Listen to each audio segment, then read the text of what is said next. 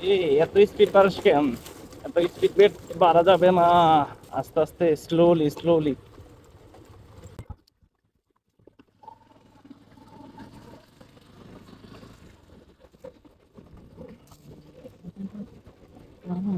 ও ও ও ও ও ও sheet.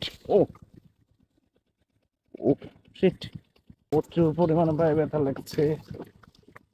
আর গাছের হালকা আড়াল দিয়ে যেতে হচ্ছে।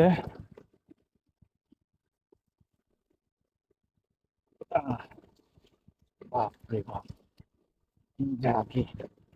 ও হুম, কোনোভাবে কোনোভাবে সামনে ব্রেক ধরা যাবে না, কোনোভাবেই ধরা যাবে না।